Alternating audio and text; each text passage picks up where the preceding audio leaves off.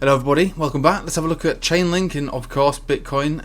Mainly Chainlink on this video because we're planning on that, on making the most of the 24 hours of free trading that you get on Bityard. So we're just getting our homework in at the moment.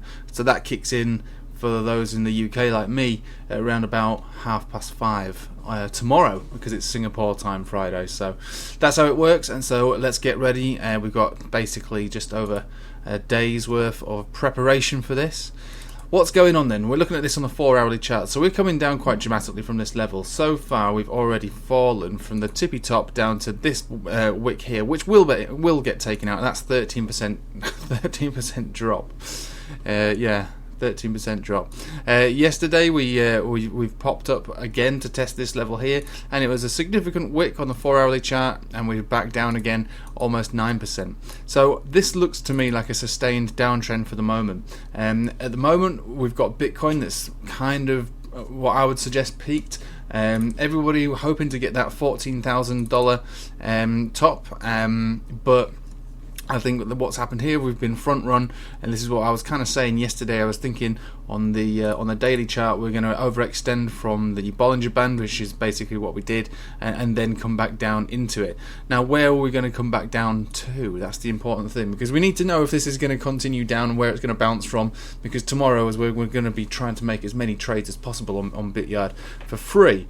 So I think this is what I'm thinking is going to happen today. I think at the moment we're finding a bit of support here on the 4-hourly chart, because it's basically the center of this Bollinger Band here. But when we're looking at the rest of these indicators here, it looks to me very much like this is going to come down a little further, probably down to this level here, which is the green 50 exponential or thereabouts.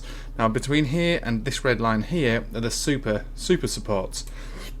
I'll show you why. Excuse me.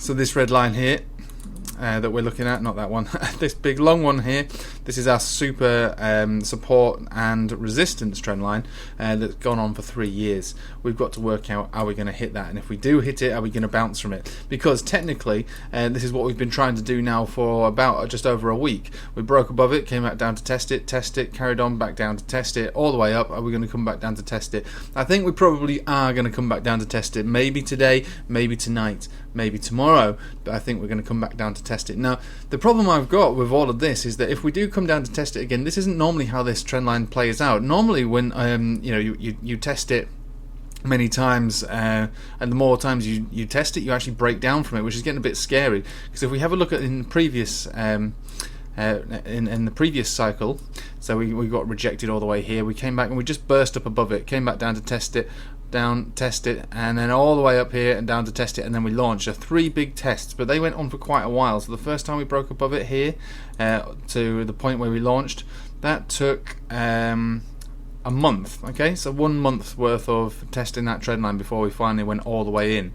And then obviously this is our breakdown here, so we came back down to test it, came back down to test it, came back down to test it, broke beneath it, tested it as resistance, and then broke above it just for a temporary, and then you can see how amazing this trend line is. Up to test it, break down, all the way up to test it, break down. Anyway, you see where I'm going. But the last times that we've broken above it, we basically just launched super parabolic from it, and then yeah, we wiggled around within it, but it's, oh dear, but then it's not behaving the same way, is it, at the moment? It's definitely not behaving the same way.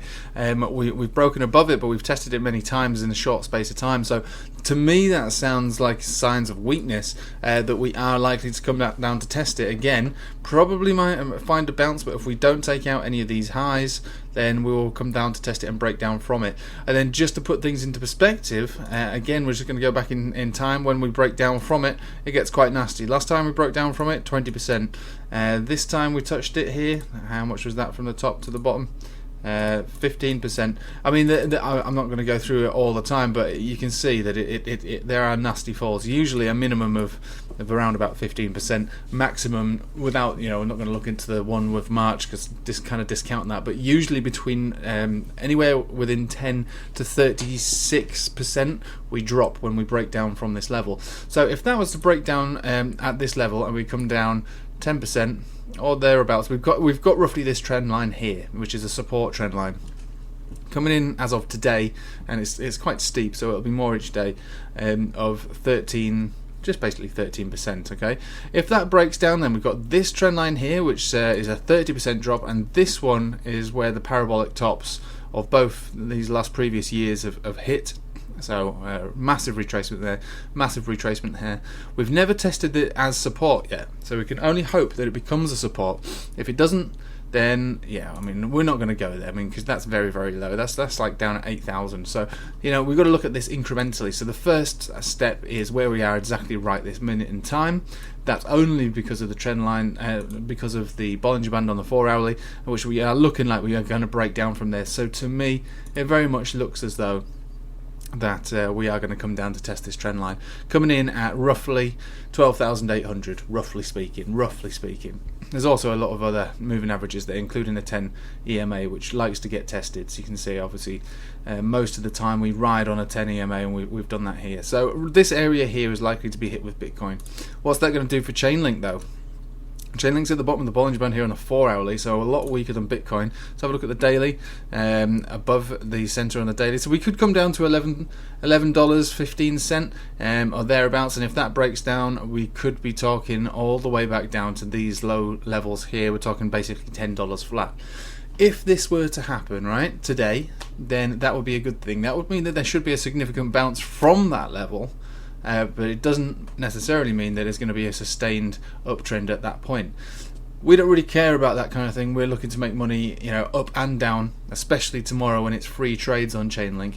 So what I'm going to do now, I'm going to wait this one out. We're going to see how this plays out, especially with Bitcoin, because it is looking significantly weak. If we come back down to test this, even if that's today, I would likely put in a long on that level. And this is what I'm going to do. I'm not telling you what to do, but this is what I would do, because the chances are we will bounce from it, even if it's just an anemic bounce, right? I'll be taking profit on that, definitely, because I'm not confident enough that this is going to continue all the way up. Now, when we look at the RSI, it's very high. Money Flow Index isn't that high, so it still could go a lot higher. But if we have a look on the hourly chart, what we saw here is classic bearish divergence. You see the candle bodies going up, and you see the RSI going down. So basically, we're kind of at a low at this point now. We could find ourselves a bounce, and again, that would correspond to the 4-hourly chart at this level. But I think it's gonna end up showing signs of weakness, and I think we are going to actually break down from that. So that is basically all I've really got for you at this moment in time for Chainlink. But like I say, if you've not got yourself a Bityard account up, get it set up right now, because free trades, I mean, there's so much money gets wasted on fees. There's really no need to do that when you have every Friday is free trades with Bityard. I mean, what's the point of trading on anything else? Anyway, I'll leave it with you there. Thank you for watching. Take it easy.